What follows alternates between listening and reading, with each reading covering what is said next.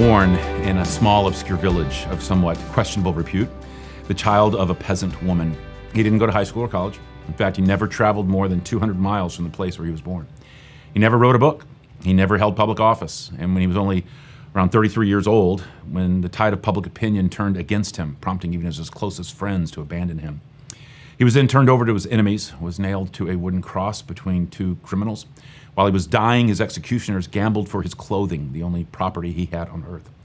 After he died, he was laid in a borrowed grave through the pity of an acquaintance. Yet today, he is arguably the central figure of the entire human race. His life even marks our concept of time. We call this, AD 2023, Latin for Anno Domini, the year of our Lord.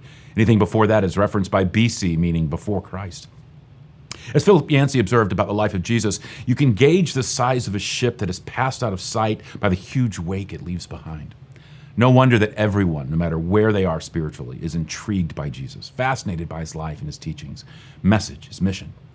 Well, let's begin with the most obvious question to consider.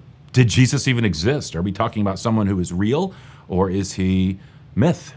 Actually, this one is easy to check off the list. No scholar, no matter where they stand on Christianity itself, denies that the man Jesus, the one the Bible talks about, existed in time and history. Jesus is one of the most documented figures in all of human history. You find him listed, for example, in the writings of Thales, who was a first-century Greek writer, Pliny the Younger, a lawyer and author of ancient Rome, the Roman historians Tacitus and Suetonius, and the Jewish historian Flavius Josephus. Of course, the most detailed record is found in the Bible, which gives not one but four independent eyewitness biographical accounts written by the men Matthew, Mark, Luke, John.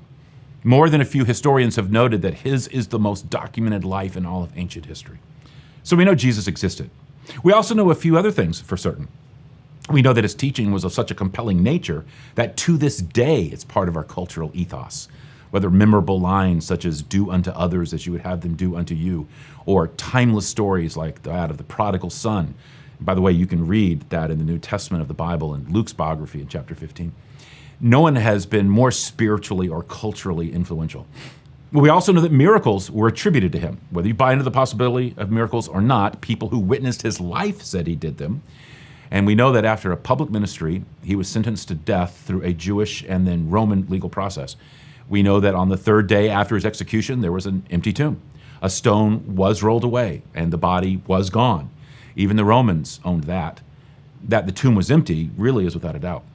And we know that his followers went running around the landscape after that, saying that Jesus had risen from the dead and that they had seen him and talked with him and touched him.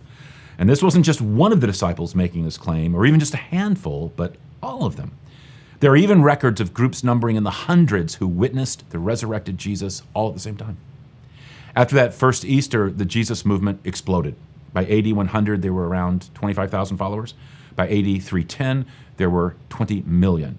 And today, there are billions. And Christianity is the world's largest religious faith.